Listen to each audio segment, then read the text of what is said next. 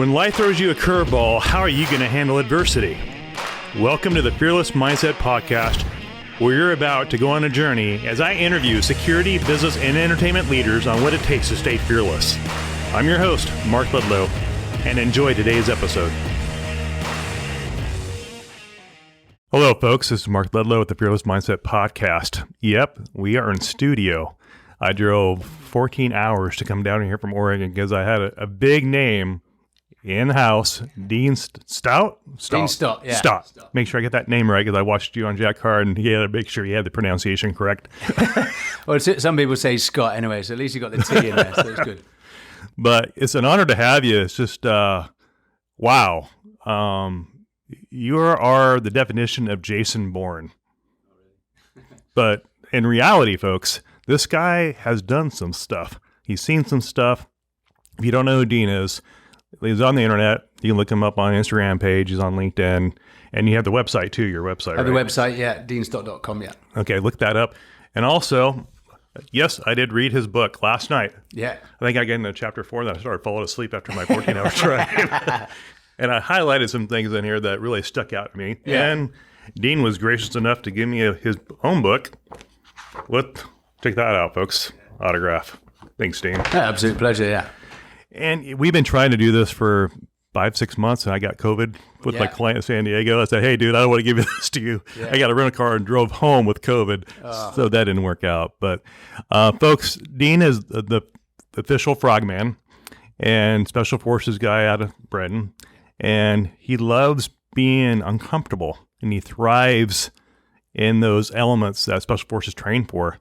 And just thanks for your time, because I know the audience is going to love this show. No, absolute pleasure. Thanks for having me. And like you said, yeah, we're both busy individuals, so it has taken 6 months, but I appreciate the fact you've driven 14 hours, because I've just driven 20 minutes.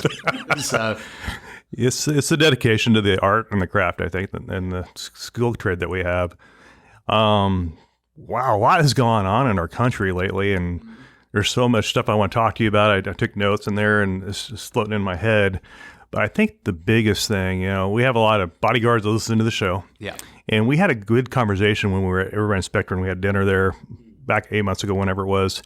And Dean brought up a good point, folks. It was like we were talking about the CCW issue in America and how you guys don't rely on that in Britain or overseas. It just, you don't think about that. Yeah. And you're very passionate about that, and that caught my ear. And I think a lot of EP agents in America need to hear this from you, being what you've done around the world. Yeah, I think, I come from a culture where the UK, where we don't have weapons, don't have access to weapons. Obviously, coming from the UK Special Forces, yes, I had a weapon. I know how to use it. But when I started working in the private security sector, I didn't always have access to weapons. I was working in countries like, Somalia, Yemen, Libya. So very hostile arenas. And yes, there was times where I could get my hands on weapons, but I was never reliant on that weapon. And so coming from a culture where you don't have a weapon, when you start entering the world of security and you're doing a project or a plan, you need to have a plan, like a primary plan, a secondary plan, and a tertiary plan. But having weapons shouldn't be in that plan at all. I used to hear stories of guys in like Afghanistan and Iraq and some of these other places, and they'd be all excited about how they'd come in and they'd been in the middle of a contact and things like that. And I see that as bad security, because what they haven't done is they haven't seen the potential risks and avoided it. Someone said to me, you go from being one of the bravest in the world to the biggest coward. And it's not because you're a coward, it's because you want to avoid any sort of conflict, any sort of issues as well. So when I'm doing a lot of planning, I make sure that, I don't have weapons available. How can we avoid any issues, the time of day that we're traveling? And the way I've been successful in the industry is more of intelligence-led security. It's understanding the ground truth, the demographics, the politics, the tribal influences in some of these countries as well. Because I did hear of horror stories of Western security companies coming into these places and sort of trying to bully their way through, and maybe what they would do in other countries. But you are a guest in some of these countries as well. And so for me, I always was reliant on my fixers and my intelligence teams as well. So So because I was confident in that, them and the plan, I was confident that I didn't need to carry weapons. I had weapons, but they were cached. I would bury those weapons in strategic places around the country, normally close to my safe houses. But having obviously now come to the US, I now see the culture in the US, and I see that, you know, how you have access to Second Amendment, and you know, I agree with the Second Amendment. I probably don't agree that you can buy an RPG. Yeah, you know, I mean, yes, I would agree with that. You know, you get a pistol, and Sure. and I could see why you do it. But when I speak to security operators in the US, you know, I talk to them and give them sort of scenarios and say, right, if you were to tackle this project, how would you do it? And because they are born into, and they're so used to having that sidearm on them, that's always in their plan. And then I say, right, now take the sidearm away. Now what is your plan?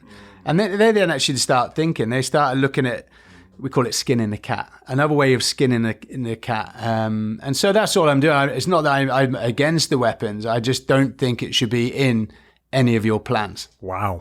That's pretty profound. But, you know, because if you don't have that tool, or weapon system on you, it's going to cause you as an EP agent to think differently on how you're going to handle that principle that you're driving with, walking with, are you going to go through that way because we have possible threat, or are you going to go this way, divert it, go around it? Yeah. And you, in your training, special forces training, you're trained to go around it. Yeah, trained to go around it. Why don't we do the same kind of the methodology of what you guys do to be successful and having a successful mission? Yeah, I think, you know, having worked here as well, you know, I see that there's some clients who want someone with a weapon, which is fine because they have that warm comfort.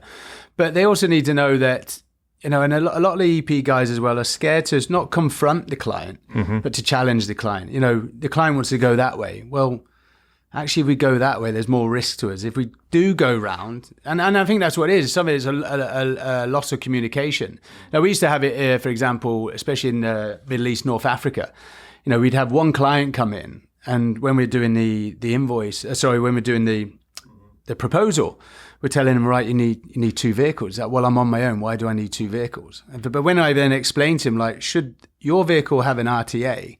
Do you want to stand on the side of the road in between Egypt and in Benghazi, or do you want that backup vehicle to take you where you need to be? And so when we explained it to them, they understood it. So I think there's also an element where we're there to please the client. We're there, we have a role, we have a task, and we have an objective. But our objective, regardless what the client says, is to keep them safe. Right. And so I think guys should be more and girls should be more confident in sort of challenging the clients as well, you know. And like I said, if you have a sidearm, A to B, the quickest route is the best. But, you know, I just always think edge on the worst case scenario. What is the worst case scenario? What are your exit routes?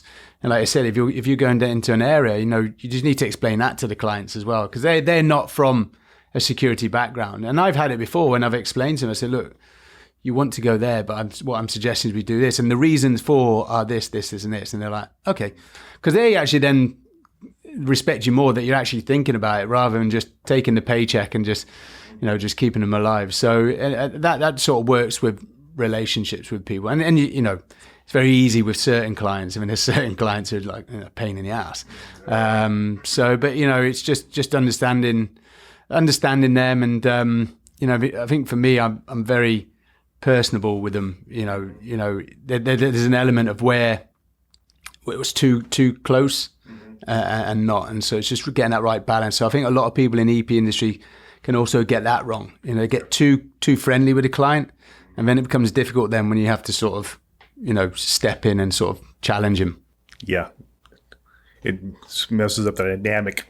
It does, yeah. You're offering them a service. You know, you're not their friend, but it doesn't mean you have to be rude to them. You are. You know, I still keep in touch with the majority of my clients. Where we are now friends, but they know when we were on task that if I said no, we're not doing this, they would then be like, right, he means it. You know, and they wouldn't challenge me because we have a good friendship or something. Right. Speaking of the clients, I know, you know, it's public knowledge that you trained with Prince Harry. Yes. And there's no hidden mystery. What is that like? What has that experience and journey been for you that people know that about you, and how has it made you grow professionally in the security industry? And, I'm sure you guys are on text each other. I'm sure you had that kind of relationship because you guys were in the war together, the military together.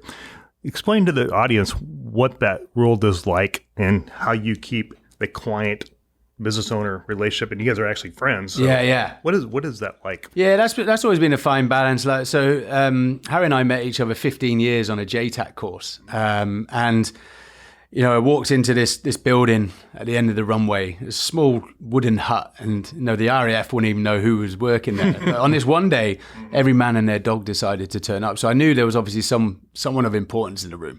So I walked in the room, and he was actually sat right in front of me, and there's 18 of us on course, and the 4 gentlemen at the back, all special forces guys, SAS and SBS.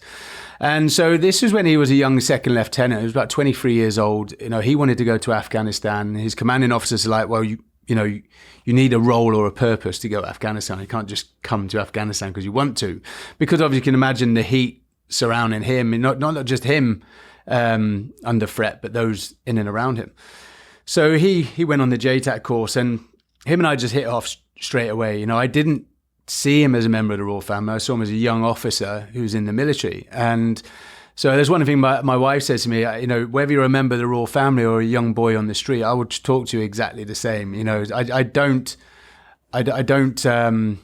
get queasy over celebrities and things like that. For me, you're an individual, and you get the same respect whether you're at the top or you're at the bottom. And I think that's helped me in the EP world as well, is the fact that, some of these people, these clients you're working with, they are high profile people, and they're used to people being like that. Whereas actually some of the success I've heard from my friends is where they've just treated them as and they've actually respected the fact you just treat them as normal individuals. Mm-hmm. A good story, a friend of mine was taking a professional footballer to Africa, one of the big footballers from Manchester United. And actually when they went for dinner the first night, my friend doesn't like football or soccer. He doesn't like it. And the client was like, he loved it because he's so used to people asking him or being in a certain manner around him and asking certain questions when in fact you just treat him like an individual. So that's sort of where Harry and I, that relationship built up. I treat him like as a young officer, and he was a good soldier as well. And we just maintained that friendship throughout our time in the career. We did a lot in the philanthropy world. I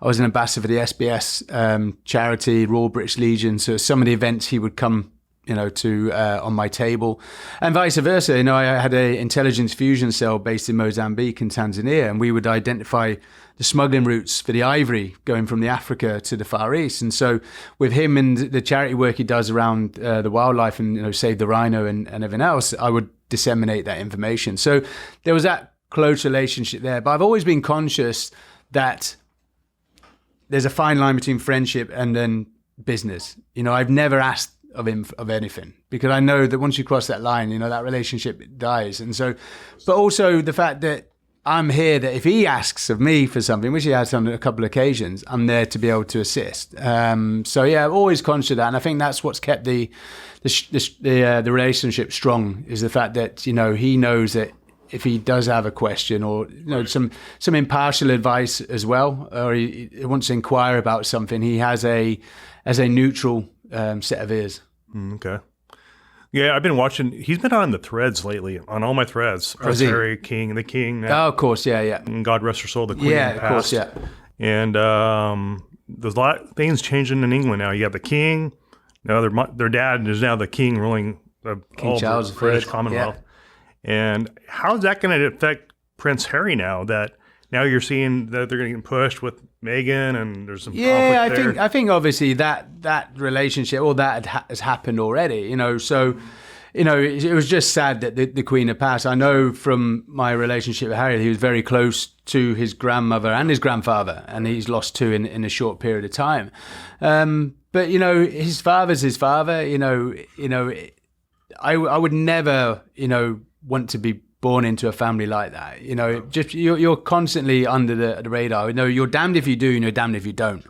So just do what makes you happy. And I know obviously having met him a few times and still very much in communications, he's happy as a young family. I remember him as a young 23-year-old soldier. We when him and I met each other, we didn't have our wives and kids. We're now two totally different individuals. I have 3 kids with my wife, Alana, and he has now 2 himself. But I always remember seeing him in and around children, and there's real, which obviously comes from his mother, I think, this real bond and this connection. So I am seeing the happy side of him. He has his family now. Is he pretty happy now that he's married? Yeah, he's happy. Good. He's here. He's been through a lot of stuff. He's been through a lot of stuff, and he will continue to be through a lot of stuff. And unfortunately, it's just the world that he was born into. And I think exposed. I always look back to our time in the military, and that was probably where he was at his happiest, in the fact that he was away from the media. He could be Second Lieutenant Wales, and if he made a mistake in the military, as everyone makes in the military, it wasn't all over the world's press. It was kept with him. But he was a great soldier, and he went on to do good things. And so Seems for like me, he's got a good heart. It's probably the closest you'd ever get to being like a civilian.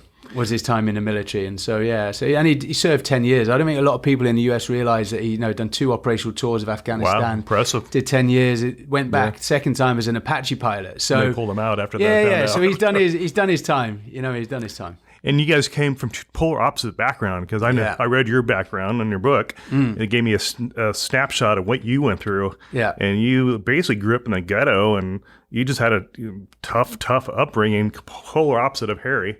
Yeah, it's and you're getting in fights when you're a little kid because you looked opposite of everybody around you. Yeah, and you're protecting your sisters, and your mom and dad were going through problems. And but that's probably where the security, that mindset and that situation awareness came from as a young age. So I was born into a military family. My parents split up when I was 8 years old, and my mother was from Manchester, so she took me and my sisters on a train in the early morning when my dad was asleep up to Manchester. So we couldn't get on the housing ladder. We couldn't get a house, and so we ended up in a homeless home in Moss Side in Manchester, which was as you rightly touched on, the most dangerous ghetto. You call it ghettos here, we call it estates, which are 2 different things here. But it was the most dangerous estate in the UK at the time in 1985. And me and my sister, we were the only white children in the school, so that's going to bring attention to yourself. So at a young age, I was fighting in the playground, and then got moved from that school to another. But my father was traveling up every weekend. I was very close to my father, and really enjoyed my time that he took us away. And he went for custody for me and my sisters, and the judge at the time was like, "I'm not going to separate the siblings between two parents. They will stay together, but they need to make the decision who they live with." And I was close to my father, and I was the eldest of the 3. And so when I was asked, I said, my father. And so I had to make that a quite difficult decision at the age of 10 about who we were going to end up living with. So that took us away from Manchester. If I stayed in Manchester, it may still have been very successful and things. You never know. But we then moved back down to Aldershot, and Aldershot is probably the equivalent of Fort Bragg here. Okay. It's it was the home of the British Army. So you had the parachute regiment jumping out of the skies all the time. The Red Devil parachute display team used to take off from our school field. And so very much immersed in that military environment. But I didn't really want to pursue a career in the military. I didn't see myself as a soldier, especially or special forces. Always wanted to be a fireman. So they're very different, more humble beginnings than probably what Harry was. But I think, I've learned a lot through that. And that's why I say it doesn't matter whether you're a member of the royal family or a president or, a young boy from Moss Side in a homeless home. I will treat you exactly the same. But there's some strength in that, because you have a lot of humility, I can tell, because your upbringing. And then when it came to your point in your journey, when you came across the prince, you treated him like anybody else. And I think he loved that. Yeah, I think he appreciated that, he didn't want any preferential treatment. He wanted to pass that course under his own steam. He didn't like doors being open. And so I think, for me, I was a bit of a character, a bit of a joker anyway. And I made a few comments, and it was like, you're gonna partner up with him. So and that was it. And so I know there was an element of, it's my first time I'd come across anyone from the royal family. And so, I don't read a lot, watch much TV or read much newspapers at the time. And so I obviously knew who he was, but I'd never had any preconceived conceptions about him. So I was actually more impressed that he'd joined the military, as his brother had joined the military, his father before, and his uncle, but he'd now decided to put his life on the line and volunteer going to Afghan. And I thought, well, that means a lot to me.